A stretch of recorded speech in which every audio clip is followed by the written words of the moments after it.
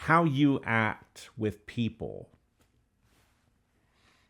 whether you know them or not, how you engage in keeping promises and building relationships and actually making a difference in other people's lives becomes pretty much the only thing that you'll ever have.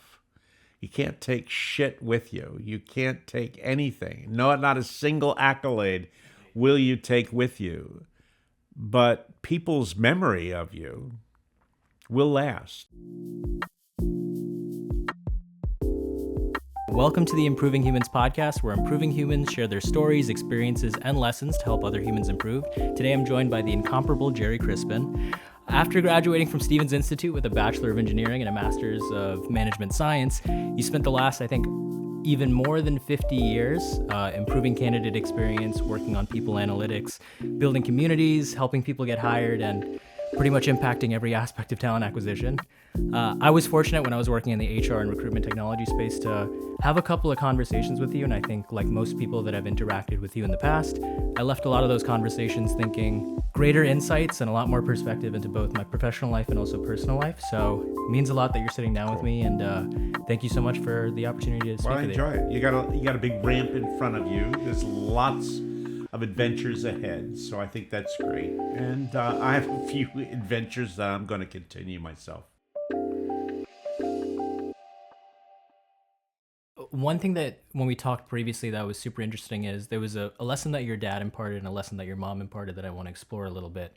The thing that your dad told you was sort of about respecting all people, especially when he talked about, I give you the example of, someone that they may be the janitor, but who knows, the next day they may be. Well, and that's really how he reflected on it. He basically said, you be kind to the janitor because tomorrow he could be your boss. And when he expanded on that, but that's really what he meant.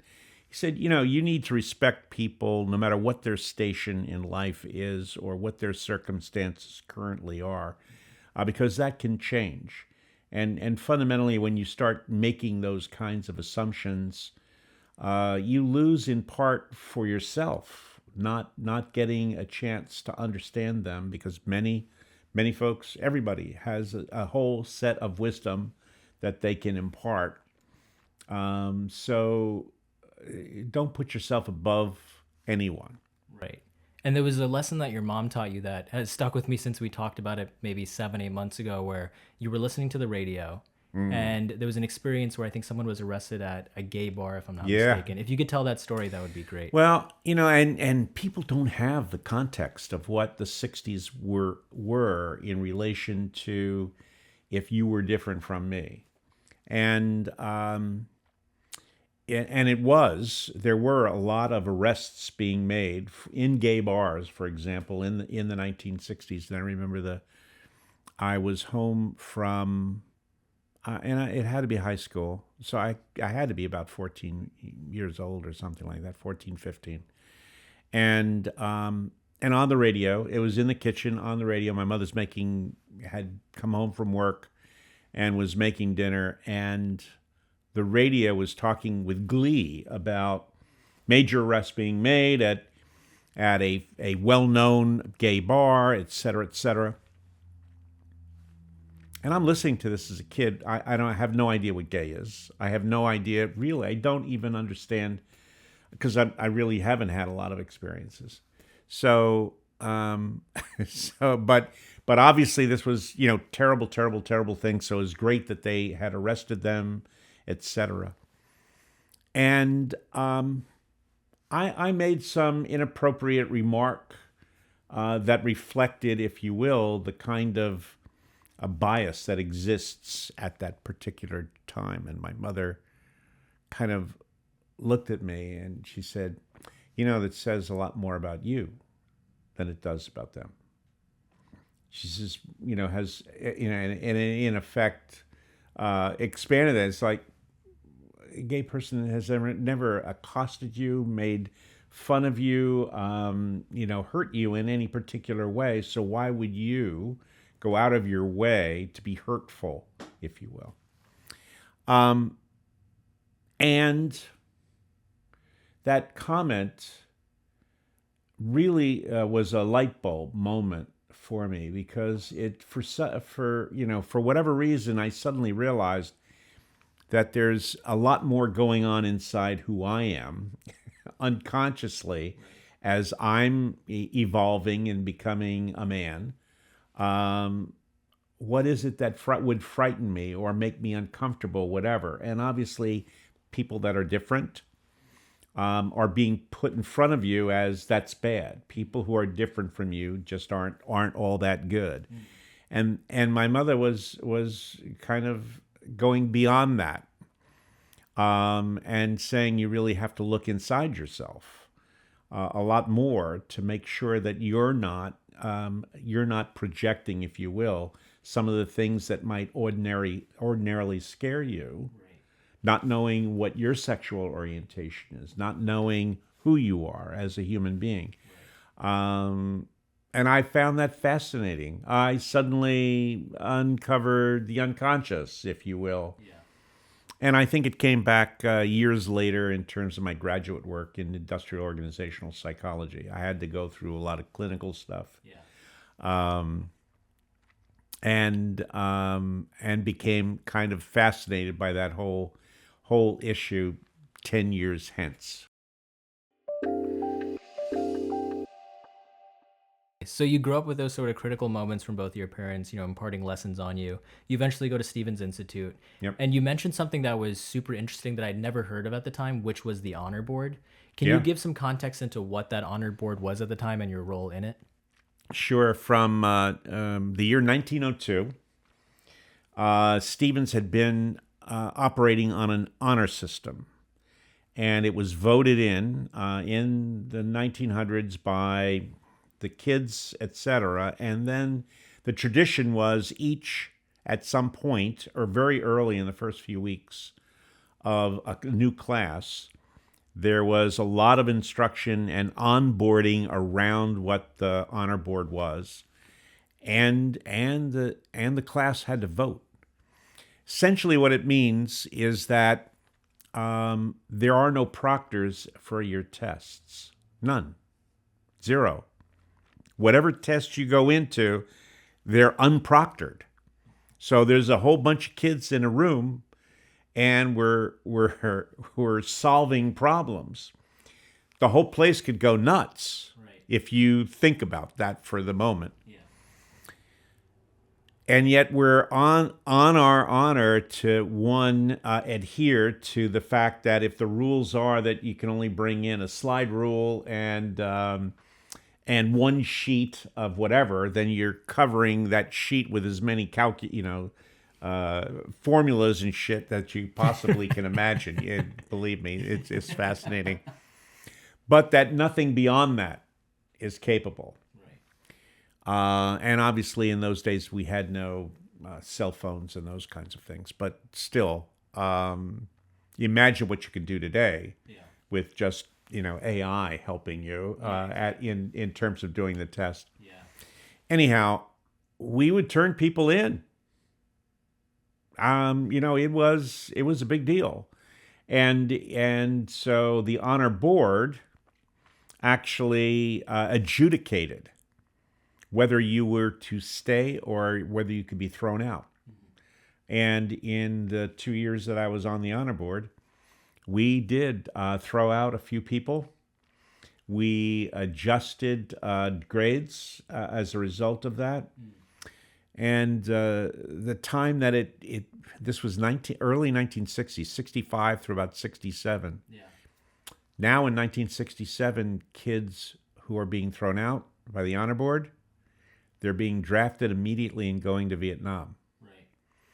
And now there was a whole different element that came into our thinking about what honor meant, because what we didn't intend was for people to be put at risk. Right. And obviously, we lost 50,000 people in Vietnam.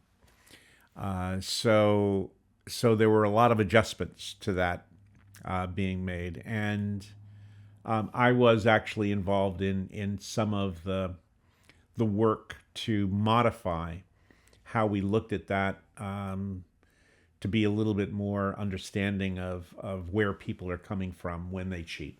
Right. What's interesting to me about that is, so when they do get to, go in front of a board, who's actually being the one saying, what, there may be some cheating going on, there may be some issues here? Are the students just collectively in that room saying, I think Bet that your person's ass. cheating? Wow. That's pretty remarkable, actually. It is, and it was, and to some degree still is. Yeah. It's a real tough issue because we have also embedded in our culture no snitching and all of that kind of stuff. And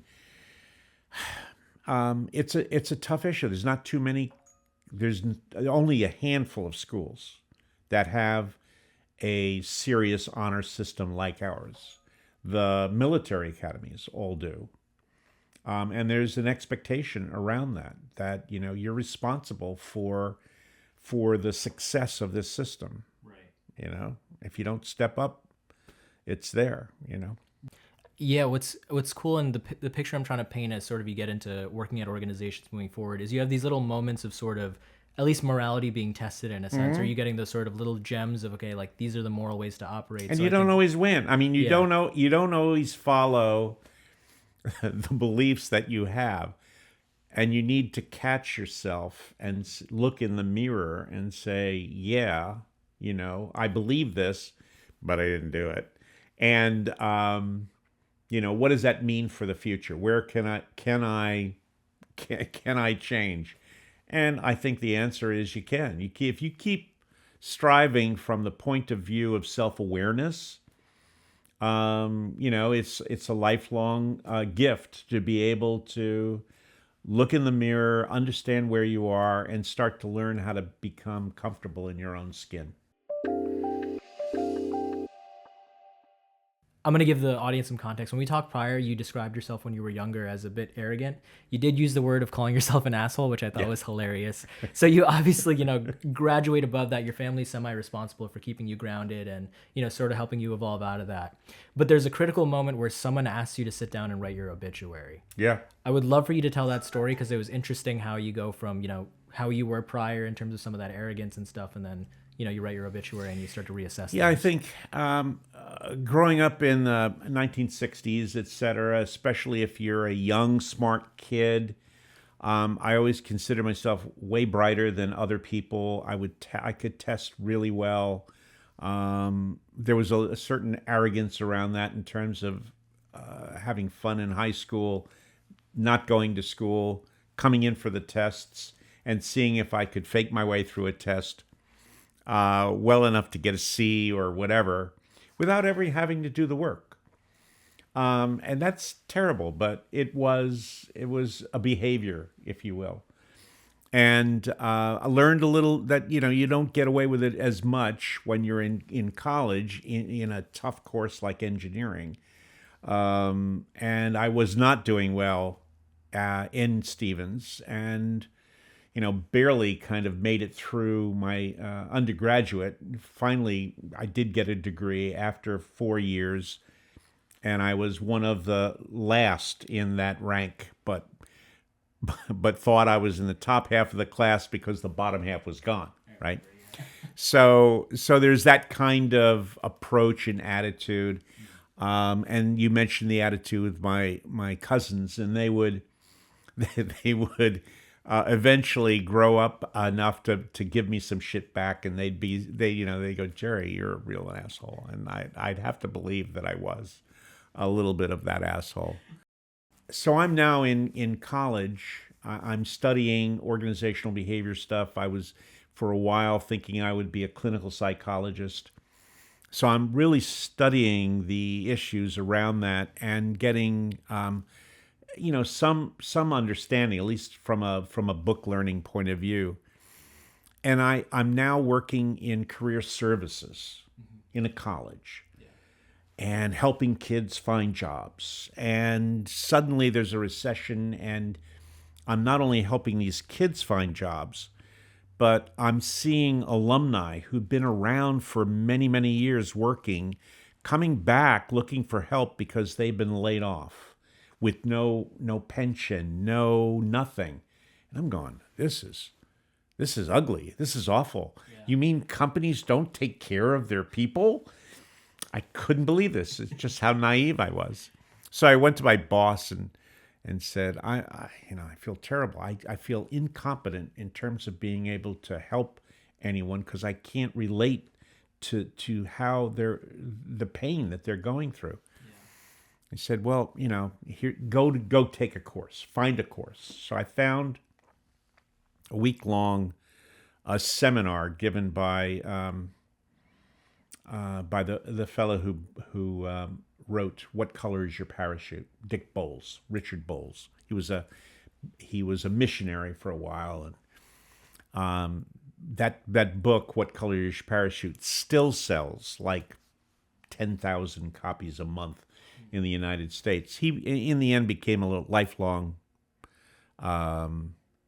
friend. But so I go to this program. There's maybe 50 people in the program. I'm probably the youngest person there. And about 2 days in, he said, here's an exercise for you, and that is write your obituary. And I thought, well, how hard could that be? I got 15 minutes.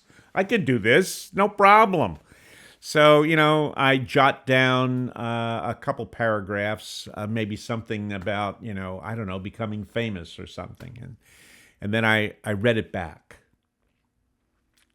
And I said, what an asshole that guy is.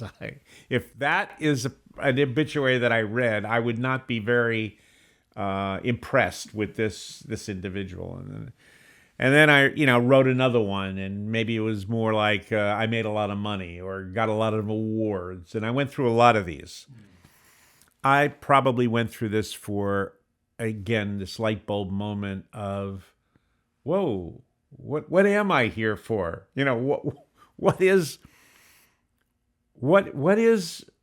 spending the next 40 or 50 years alive going to be like? I assumed I'd be dead by 60 kind of thing.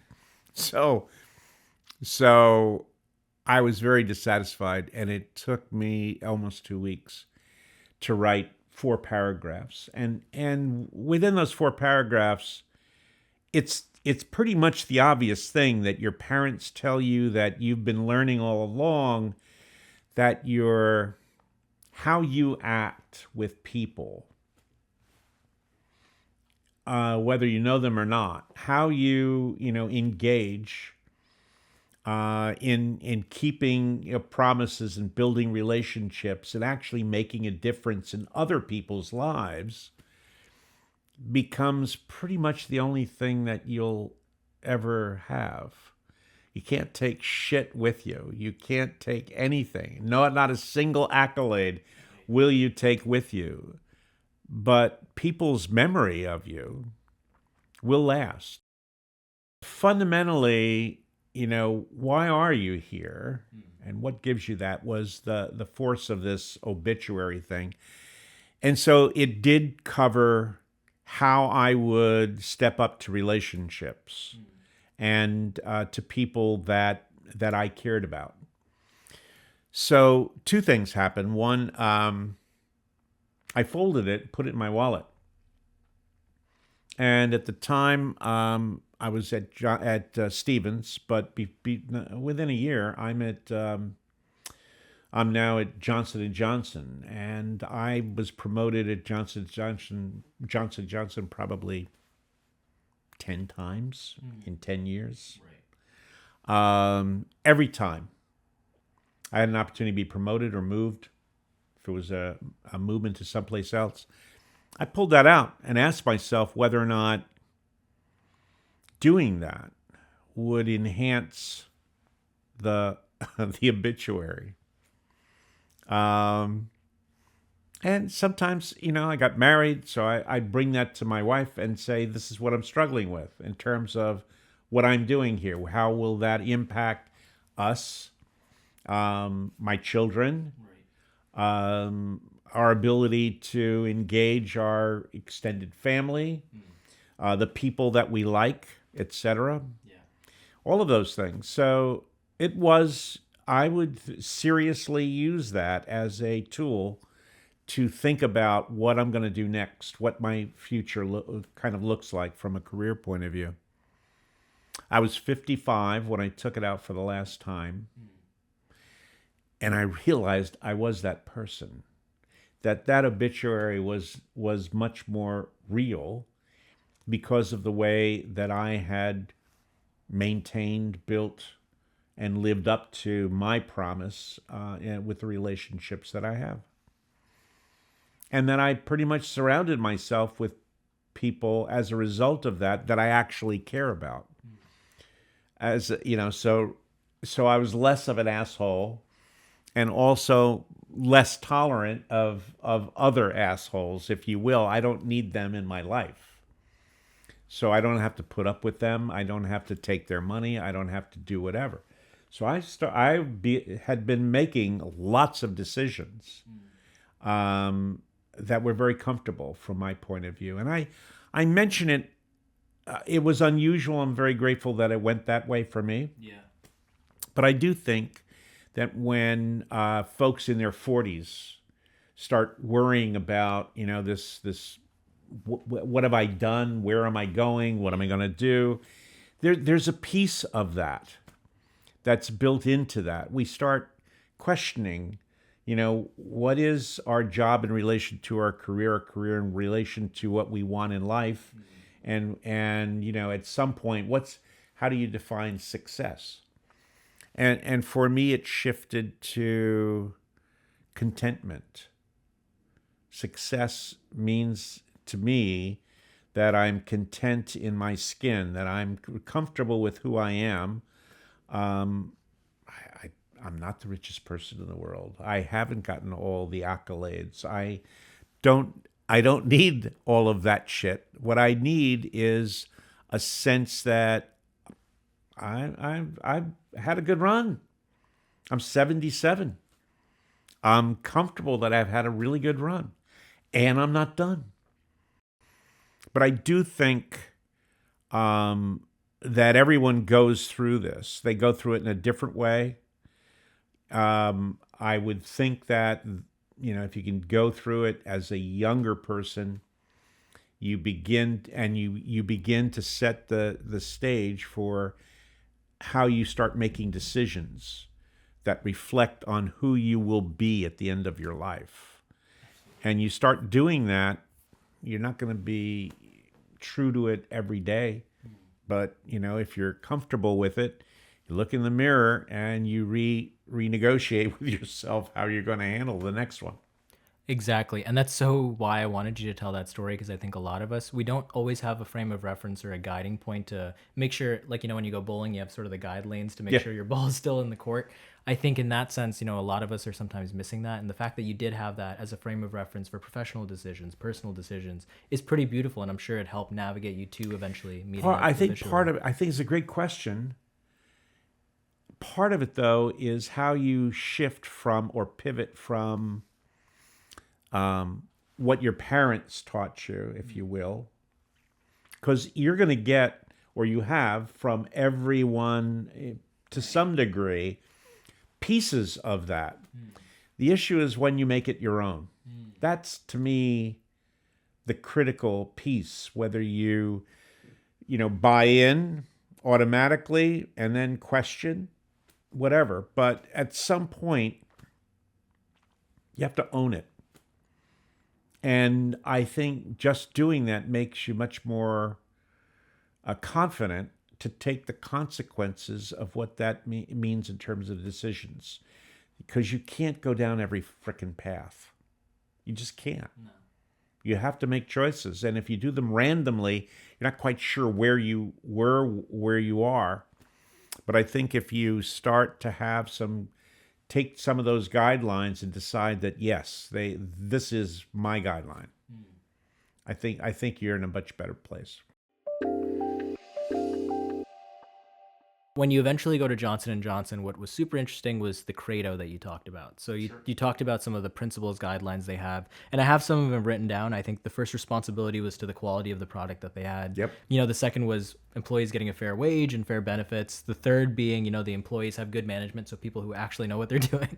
And then the fourth part, owing to the community that you actually live in where you work. And I remember you said to me... Very good. I remember... Well, it was remarkable that I never heard of an organization in that sense that listed out principles so clearly.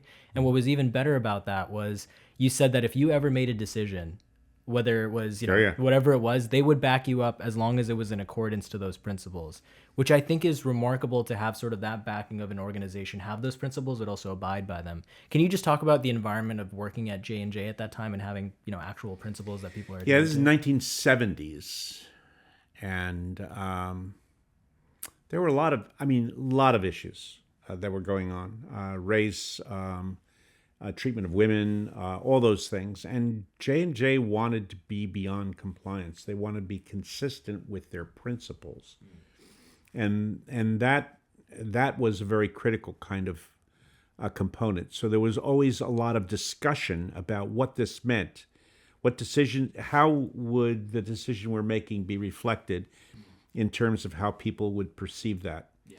And couple examples are South Africa was in the middle of apartheid, still deep apartheid, and so there were a set of principles that J&J joined other companies in order to stay in South Africa, because they were under pressure to leave South Africa and not participate in any way that could be perceived as supporting the apartheid. And so this was done, the principles that they and about 12 other companies formed. I'm trying to think of the name of the principles, but I don't have it at the top of my head. Came out of a black minister in South Africa, but by and large, what it meant in a practice was that if you are outside of the buildings and facilities and the work responsibilities that you have with Johnson & Johnson in South Africa, we have no clear way to enforce cultural differences in relation to how your culture and society operates. But we're not in favor of it. And when, however, you are inside of Johnson & Johnson's work environment in South Africa, it will be different. That we will hire people who don't look like you, who aren't all white. That you might, as a white person, have to work for someone who is a black person, because we will promote people based on performance and their capabilities. And that started changing things. The government of South Africa had to agree to that, otherwise we would be leaving. And we're talking, J&J and all the major corporations, Chase, Manhattan, all of those major banks, etc., were prepared to leave. We think, in hindsight, that would impact, or did impact, the end of apartheid. But it was what we were expecting as employees, as a young man at working for J&J. That was an acceptable compromise for J&J. Otherwise, there's a lot of hypocrisy about who we say we are and then how we operate in another country. And today, that's still an issue in terms of that. One experience I had, though, I was working for Ortho Pharmaceuticals, which is a J&J company, and this was under Carter, and Iran had taken the American mission over and put everybody in jail. So we had, I don't know how much you know about all of that, but Not a lot. in the Carter administration, there was a whole big thing with Iran having basically kidnapped the entire American embassy. Oh, this is what the movie Argo is based off of. The Yeah. one where they went to go rescue There we them. go. Okay, gotcha. So Yeah. there you go. There you go. The movie brought As it is, it turns out to be history. Yeah. So here we are. I'm at J&J, Yeah. and I get a call from a woman who's working at Ortho Pharmaceuticals, who has just done on her own research showing that there was a bill of lading in which a huge amount of J&J products were being bought and shipped to the United Kingdom, but were then transshipped to Iran. And we had embargoed, if you will, anything into Iran because they had all of our people in jail. And so I go, no shit, are you kidding me? You know, that kind of thing. So she says, yeah, I got this data right here. I said, okay, well, hold on. So I walked in my boss's office and told her the story. And she said, hold on. And she calls her boss, who's the CEO of the division of J&J, and he goes, hold on. And he calls the president of J&J. Yeah. In an hour and a half, somebody not only went over to check all of that, but confirmed all of that. And we took action that impacted all of those pieces. Wow. And I'm going, that's freaking cool. You know, Yeah. I used to do engineering, innovative engineering kinds of things with breaking products apart. Mm-hmm. There's a special problem-solving kind of thing I had to get certified for. But basically you get a bunch of engineers into a room and you start taking each part of the product apart and arguing over the cost, et cetera, to try to reduce cost, become more efficient. And it could mean if you, on a little product that you're selling tens of millions of them, you save 1 penny, you're starting to save millions of dollars, you know. So we're in the process of doing that. And again, in this process, you might you might look at, I remember with Band-Aid brand adhesive bandage, we used a tin to put the Band-Aids in. Yeah. And when you close the tin and when you open the tin, it had a sound that made you feel like this was solid. And that reflected on the quality of what the product was. Right. And I remember us agreeing that we could probably save 3 or 4 cents per tin of Band-Aids, which would convert to huge amounts if we just made them plastic, a plastic tin or plastic enclosure. And then the question comes up. You had to have this question, which is, how does that impact our credo? Right. That we make quality products, da da da da. And the president of the company basically said, we're not going to change the tin until you can have plastic that makes the same sound. And damned if, a year later, they found a plastic that had that and managed to do those kinds of things. It's just fascinating. I have a number of stories about those days, etc. But my sense is, you can stand up for what you believe in. The only other one that was typical of that, but that was me more than anybody else, was I had lots of data that I had access to because of my ability to tap into the computer that Right. J&J used. For context for everyone, just because I remember we talked about this, when you went to apply to J&J, your one sort of prerequisite was I want access to the I want computer. access to the computer, and obviously most of the people listening to this don't even have any realization. But They're there like, were Jerry, no, I'm sitting at a computer there right are no now. What are you computers. talking about? There are no computers in that world other than these big monster things that fit into rooms.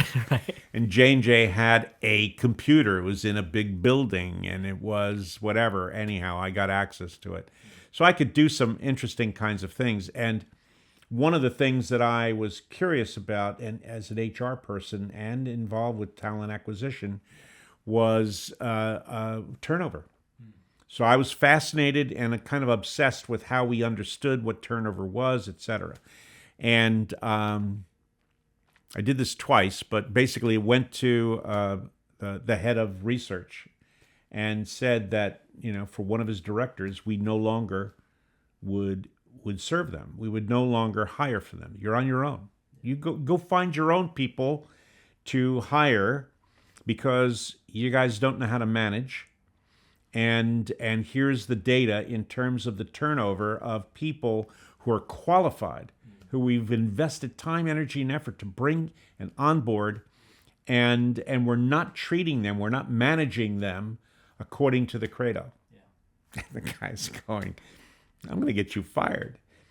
And in the end, he talked to my boss, and my boss said, well, we'll send somebody to help you guys learn how to manage better. And when you've demonstrated that you can do that, then Gerry will come back.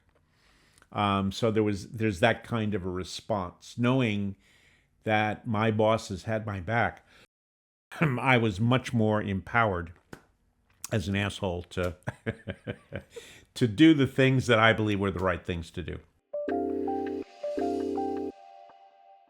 Right. So you go from that organization and then you transition into one that's a chemical corporation. Yep. And you experience a situation where your bosses want you to lay someone off. I don't want to tell the story for you, even though I love the story. So I would love to sort of hear the story of now you make this transition and you're at a pivotal moment of making sort of a moral decision on someone. Yeah, I mean, it's a basic kind of thing. I was at Olin Hunt Chemical Corporation for a year. I had left J&J because, I did everything I could. And I wanted to expand my ability to make a difference. And so I felt that at Olin Hunt, I'm going to learn a few new things. My boss was a fairly renowned, if you will, union guy. And so I was going to get some union training, some training in doing unions and stuff like that, which I did get, and love those kinds of things. But I'm also in a Broadway, a slightly smaller company focused in on technology areas that relate to chip manufacturing and stuff like that. So we get to a point where a director comes in and he says, I have to lay somebody off, and I've chosen to lay off Judy, and I'd like you to handle that this afternoon. And I'm going, wait a second. I haven't had any discussion with my boss about this. I don't know what's transpired, how this decision took place, etc. So let me ask you a couple questions. I said, is Judy the last person that you hired? And he said, no, Judy's been with me for quite a while. I said, well, I know that your operation, you've got about 20, 30 people working for you. Yeah, I've got about 30. I said, so you're being asked to reduce by one. Is that the business issue? And he said, yeah. I said, and so is Judy the least performing person in the group? No, actually, she's probably one of the best performers that we have. Go, okay, well, is she the only woman? And he goes, yeah, as a matter of fact, she is the only woman. I said, okay, so you want to lay off the best performer who's not your least tenure. What was the rationale for the decision? Her husband has a good job. And I go, That's not good. That's not from my perspective, from a business perspective, um, you're sending a message to people who perform well that on characteristics that are totally irrelevant to the job, they could be laid off. I said, no, we're not doing that. So you need to rethink this whole thing. So he leaves. He comes back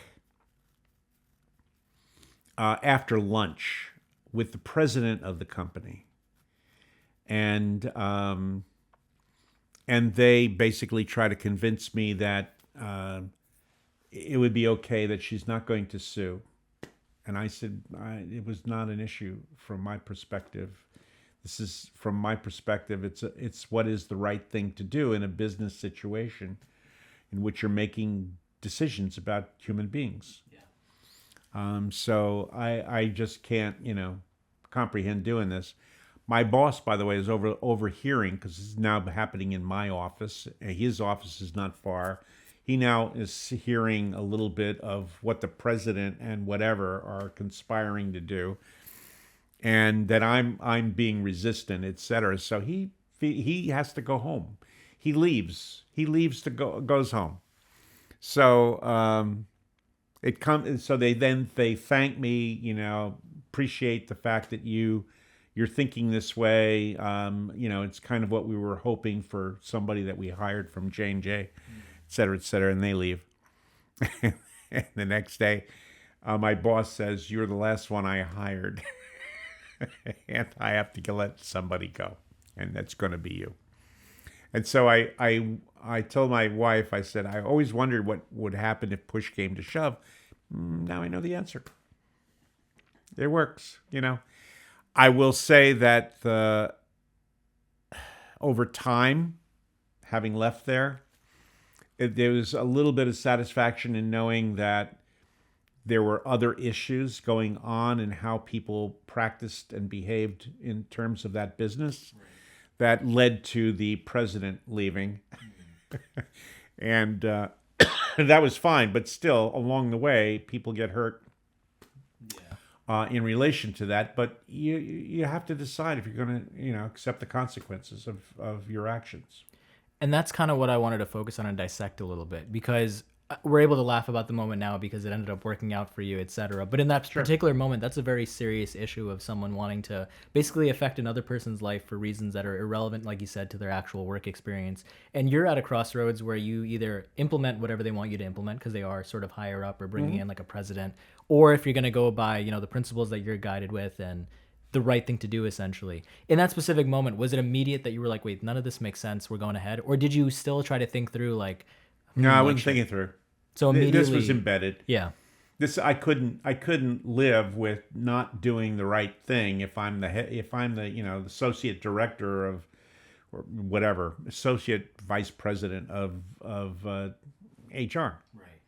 I had recruiting under me, but I had other things that I was responsible for, and fundamentally, I studied 6 years of HR, and tried to deal with a lot of these different kinds of issues in simulations and so on and so forth. So it was very simple from my perspective. Did it mean, a little bit of a, change in terms of how I viewed whether I wanted to work for large companies anymore? Sure. Yeah, in a big time. Yeah. And it at that point, I felt less inclined to stay with a large company, more inclined to explore new options, and got involved in training, got involved in executive search with a boutique search organization, got involved in working as a contract recruiter for Roche for a while. Yeah. All those things, made me enough money so I could pay my mortgage and put food on the table. I've got 2 young kids at that time, and a wife, and you do the things that you need to do during that period of time. When you were working at J&J, interesting concept of you guys would look at the companies that you admire, and if 25% of those companies were doing that particular thing, you would at least investigate it and maybe bring it on. I sort of want to extrapolate that to like us as people, and there's a lot of people that we meet. We learn a lot of things. There may be valuable things that other people are doing. How is that concept maybe translated in your life? Like, have you tried to keep an ideal of if I meet people and they're doing something particularly remarkable, I want to bring that onto myself? And do you have examples that you can maybe think of something you've learned from someone? Oh, I think every week I cold call people that I've heard are doing good work. Um, and and I invite them to get on Zoom with me, and I'd say eight times out of 10, it works. So I'm benchmarking in an ongoing basis. Think about what I do for a living. I have a community of peers who benchmark with one another, and it's not to copy anybody's ideas. It's because I believe that peers talking to one another is direct, and if you have full transparency and if you have a trusted environment, people will tell you what works, what doesn't work, what's keeping you up at night about doing this, or what the biggest obstacles are for really making this happen. Right now, issues around internal mobility, for example, sound like wonderful, and all these companies talking about internal mobility and whatever. But when you have honest people talking to each other, they tell you how hard it is to actually do this in a way that contributes to that company moving forward, Right. and how difficult it is to get a hiring manager to agree to release somebody Yeah. that they like, who's been there a year and a half, wants to get promoted, but can't get promoted because this hiring manager needs them in order for their work to be done. Well, that's bullshit. Yeah. So we've got, lots of possibilities. So yeah, I'd say stuff that I was doing still exists in work I'm still doing. And it's a perfect transition because I wanted to ask about some of the principles that you maybe built Career Crossroads with. So you talk about transparency being one in terms of sort of sharing ideas, and just making each other better. What are some of the other principles around Career Crossroads, and how has that evolved over time? Well, I think there's four things that I've always looked at, and I've been clear about it to people throughout. One is you have to demonstrate that you're passionate about this thing we call, talent acquisition. If you don't care about it, if it's just a job, then I don't need to surround myself with folks like that. So first principle is that you care about what we do. Second is that you are personally compelled to improve. If you're satisfied, then what are you doing here? You need to go someplace where you can continue to grow, in my opinion. And that's kind of how I operate. So that's kind of where we're at. Third is being able to challenge people. You have to be curious enough to go, how'd you do that? And not because you want to catch them, but because you're curious about how did you do that? Because I couldn't do it that way, or whatever.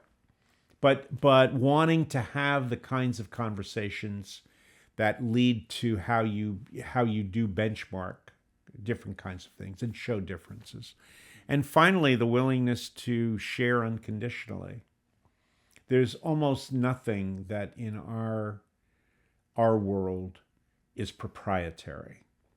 So to think that, some way that you're recruiting is somehow needs to be secret and that only you can know what the secret sauce is a lot of crap. So I'm interested in people that live by those four characteristics, if you will, not so much principles, and to me that's the main support for Career Crossroads. It's a community of people who have things in common, but care about those things. So I never see in the room the kind of attitudes that are, giving up or whatever. It's a constant flow of how do we solve these problems. Yeah. Because I've chosen this as more than simply a job, it's a career. Thing I wanted to ask you about is sort of, you said it earlier in the conversation where you have your guiding principles, but there are times where you maybe fall off from them, that you don't always abide by them. And people aren't perfect, so they're going to make mistakes and they're not always going to adhere to something that they may even set out for themselves. I think it's interesting, especially maybe the culture has changed a little bit, but it seems like the margin for error for making mistakes, especially for our generation as well, where everything's documented online, gets slimmer and slimmer and slimmer. But you kind of need sometimes to make mistakes to right yourself and actually test your beliefs. So I was wondering if you had any perspective on sort of, some of those moments of actually your beliefs being tested. Like, how important is it to be able to allow a margin of error for you to figure out what you actually need to do? I think over a lot of years, because you weren't held accountable forever when you made a mistake. You didn't go to jail. You didn't do whatever. They never found out. There's it wasn't published. Right. Almost everything you do now is published. Yeah. I think it gave me the opportunity to learn how to avoid judgment, being quick to judgment, too quick to that. Exhibiting more of a help me understand, that's, again, not a gotcha, but really to try to understand why there's a difference between us and how we believe this should happen, or the data that we're seeing, or those kinds of things. Keep asking good questions that are honest, and over time you can get to a point where you can make a stance that you're comfortable with, as opposed to accusing the other. Because I see an awful lot of judgment being done that will follow you for a long time. Right. And so when you're talking about the principles, I'm really talking about how I behave, not that I'm judging people who don't behave that way. But you can hear that in their voice. You can hear that in how they write their statement without making you, it's not a zero-sum game. It's not I win, you lose. It's here's how I chose to, behave. Yeah. And sometimes, there's a contrast that you can't avoid, but you've given it enough thought around that. And in today's divisive world where people are, just going nuts, the politics, the whatever. I get it. I get where we are, and I think we need to recover a little bit from that. Yeah. But I think it's a great question, because we are now in a world where everything is being recorded. Your parents are recording everything about you. Yeah. They're controlling. You're 13 and you get a phone. Yeah.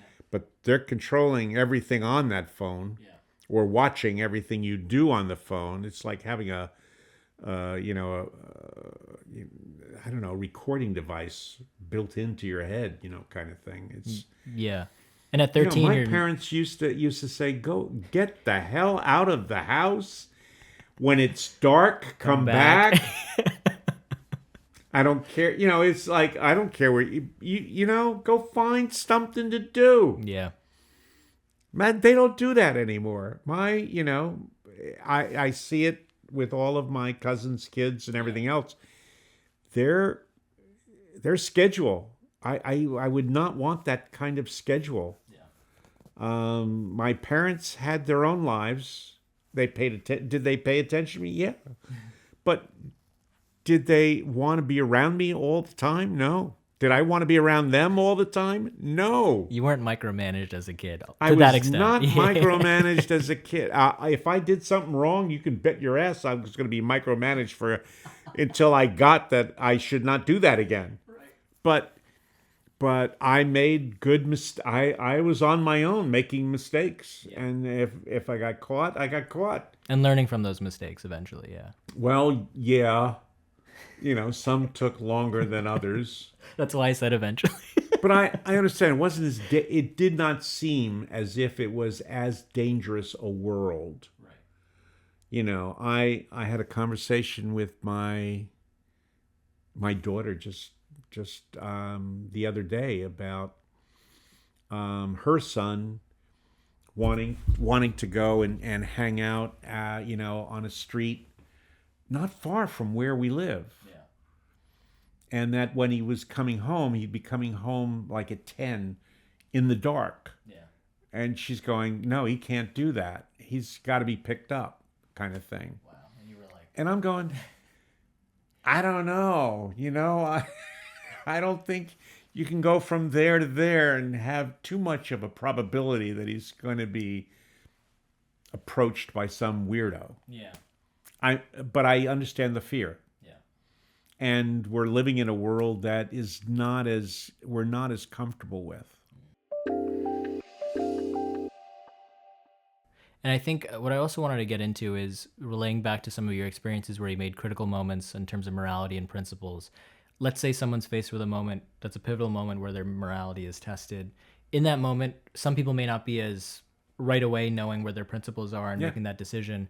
Are there steps that people could take to maybe take themselves out of that situation to reflect more, et cetera? Do you have any perspective on when people are faced with moments of morality, what are ways to operate if they're not headstrong in a specific direction and try to reflect and think about it? I think it's tough to find the opportunity to reflect. It might be if it's a job that you've been offered, you should take time to reflect. You should sit down with significant others and ask if they perceive some issues of loss in relation to your relationship with them as a result of doing that. If you go from, so I'm home every night at 6 o'clock for dinner versus you're going to be gone 2 weeks out of every month traveling kind of thing. And what does that mean for the relationships, and for how long will that be? So I think there's conversations that ought to take place between significant others, for sure, in relation to that, and that's an opportunity for reflection. But I think there's an awful lot of things that, do you go towards the burning building or do you go away from it? And you don't know what the reaction, what most of us will do until it happens. And then I think it's important to be able to come to grips with whether you acted in a way that was was conceivably in line with who you see yourself as a human being. And if it's not, don't go crazy. It's just part of that goddamn adventure. Yeah. You want to look back on, you want to be my age and look back and be comfortable there aren't too many regrets that, you did bad things, but then didn't learn from it. We were at a conference, I believe it was Unleash, close to a year ago. We were at a bar. It was 12:30 a.m. And I heard one of the best stories I've ever heard that I ever thought I would hear at a bar at 12:30 a.m. We're sitting down and you're talking about 2005 Hurricane Katrina. Oh, yeah. So what was remarkable about this story, just to give people context why I'm even asking this, it's one thing to make a decision for yourself morally if I feel like this is the right thing to do, but to inspire others to do the same thing is pretty unbelievable to get people to rally around a good cause. It's interesting what you pay attention to in some of my stories. Obviously, I have a lot of stories, but... I remember Yeah. we both took a plane home that day back to New York. We took the red eye, and I remember us thinking about that the entire flight of not just remarkable, and I'll have you get into the story so people know why it's remarkable, but that people rallied around a good cause and how you can actually inspire people to move morally and make good decisions. So I would love for you to tell the story around what happened around Hurricane Katrina. I will tell you. So, and I'll also make a promise to you. I have found my journal. I made an online journal during this period of time. It was written through ERE, but then ERE got rid of it. Oh wow! So they stopped doing allowing blogs and all that kind of stuff. And I just did a Wayback and went back to that era with ERE, and damned if I couldn't find the basically the blogs that were there. So I haven't yet done it. I'm going to pull them down. I'm in the process of recovering all of that from that particular thing, and I will send you a copy of it. I would love that. Since it's obviously of interest to you. Yeah. So, the story is Katrina is a terrible storm that hit New Orleans, in effect, and thousands of lives were lost.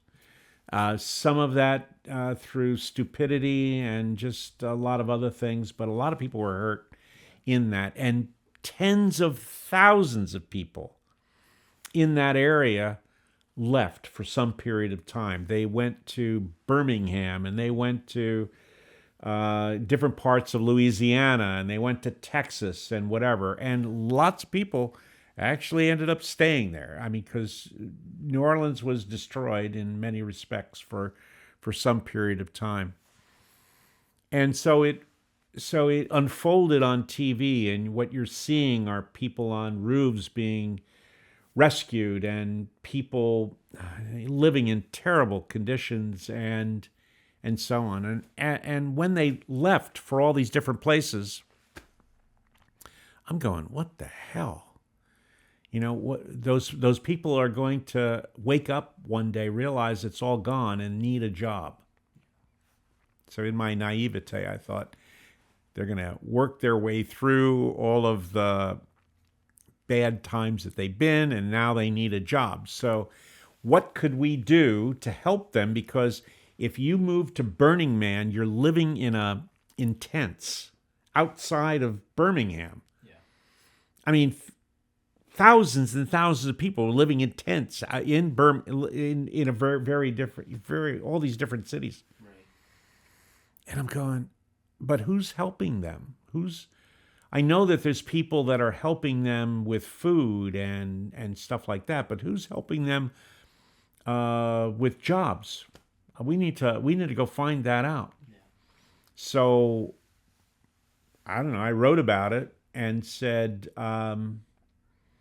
we should go check on this. And I think we should have a fleet of travel trailers kind of thing, going around to different parts of the states in and around there. So a bunch of people said, yeah, you should do that, or whatever. So I said, okay, well, let's see how we can do it. Yeah.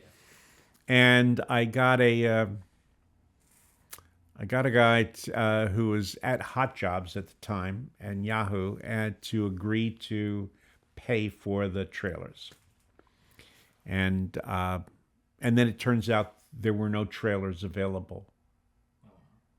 They had all been rented by all of these different cities and were used to as homes for people who had escaped from New Orleans. Right.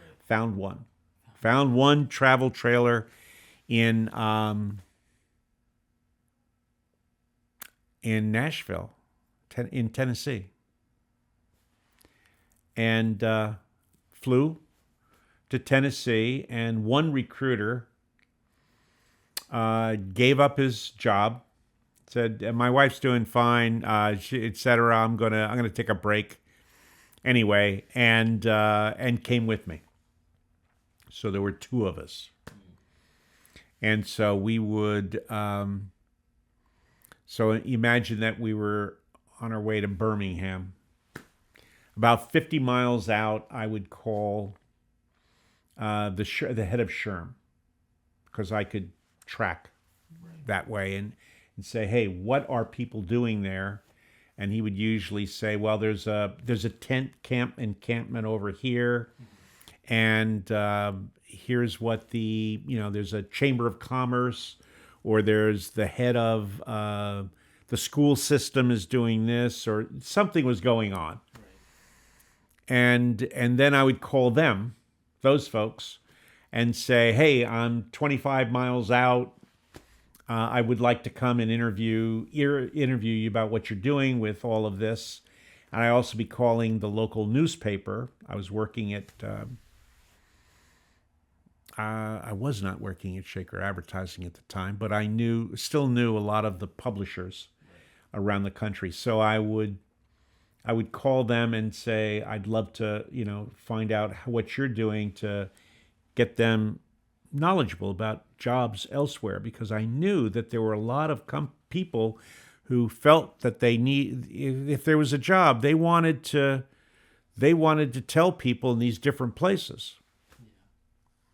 So I did that. So we went for a week and a half. 2,000 miles we drove to different cities every single day, and interviewed people. We didn't have your tools. We interviewed people, and we would write it up. We were here, we were there, here's what we learned, and so on. And it felt good doing it. There was another hurricane coming in. So my same area that I was in, and my wife basically said, come home, it's time. So I said, okay. I got home on a Sunday, and within an hour, Sue Messinger, who was the CEO of SHRM, called me.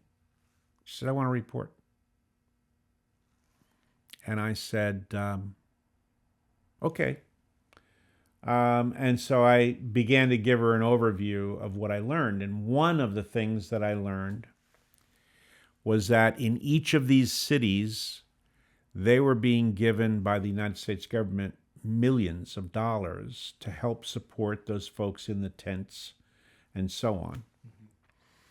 And apparently it was becoming a little bit of an addiction for them, because they were making some serious money coming in. And I learned that there was a block in terms of sharing information with these individuals about jobs and other things they could do to leave the tent city where they were in Birmingham, let's say, and go to Colorado, because there were jobs in Colorado, and they would be given some degree of priority, or at least would be interviewed and could compete for the jobs as someone who is leaving. And I thought that was wrong. And I don't think a lot of people knew about it. So I shared that with Susan. She went over to the U.S. government, and there was an announcement the next day that 100 counselors would be going to those cities, which was pretty cool. And then SHRM had a year-long focus on building a white paper, if you will, on this kind of a catastrophe, if you will, and how not only SHRM, but how HR ought to be managing that from where you were, which was really valuable. We had some. I was part of that commission. What came out of that was a couple guidebooks, some fascinating kind of insights in terms of how you should prepare for any catastrophe, etc., in relation to that. So it was very, very cool from that point of view. And it was obviously of interest at the time. Yeah.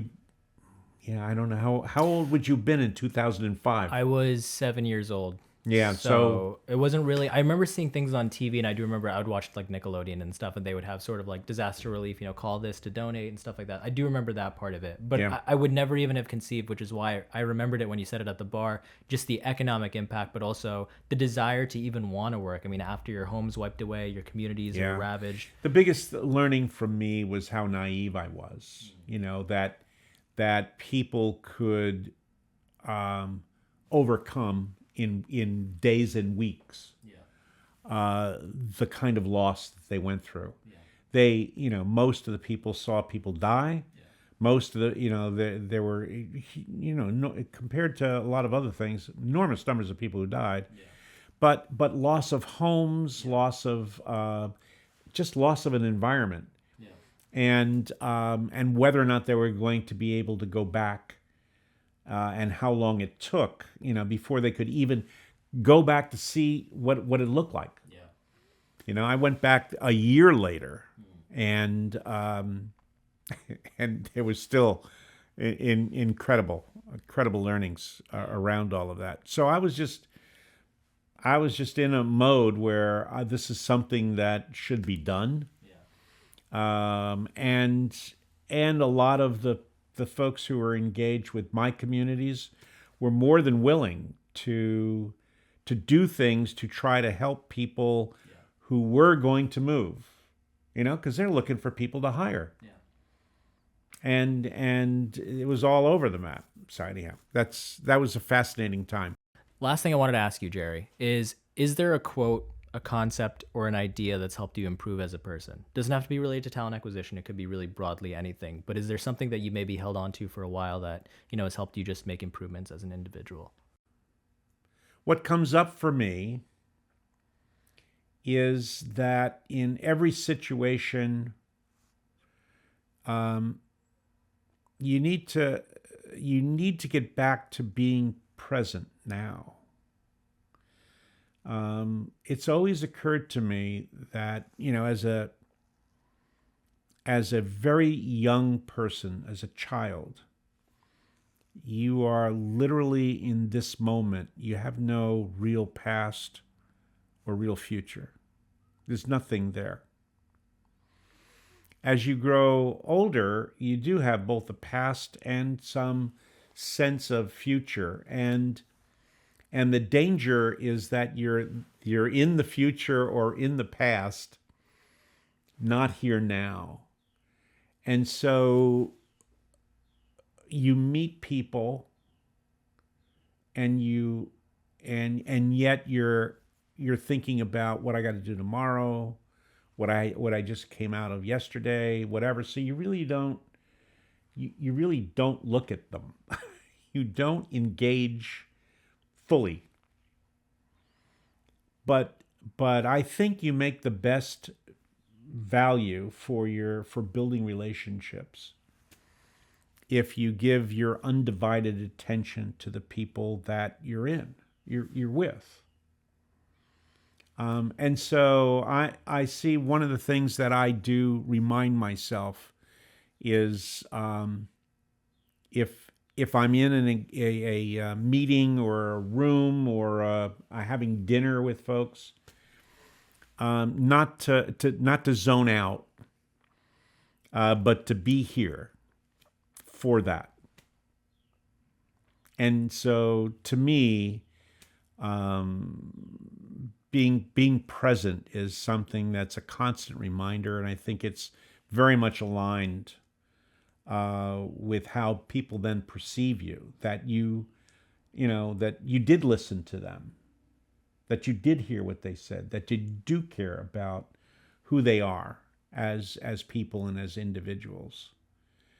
That's something we have to practice. I do think that at the end, when I've hung out with older people than me, who are close to their final whatever, they're getting back to that as well. They don't have much of a future. The past may be very long, but they're not remembering a lot of it. And they tend to be more present in this. I talked to my daughter, who's involved with supporting people who are challenged mentally, physically, emotionally, etc. She has a number of programs, etc. And we talked about people with Alzheimer's, which is one of her areas of specialty. And I said, but you're not curing them. So much of the how you practice being with people with Alzheimer's is not about curing them. I said, is that a problem for you? And she said, no. She says, because what you can see is that they are happy in this moment. And that's how you measure the success of that program, is the extent to which people are happy in this moment, because you're providing them with music or with art or with some other experience that allows for that. And that stuck with me. And and the older I get, and the more I see people older than me who fundamentally aren't looking forward or back, I see that you see the joy that they have when they are in an experience in which they're fully present in this moment, and they become more like that. I find that fascinating.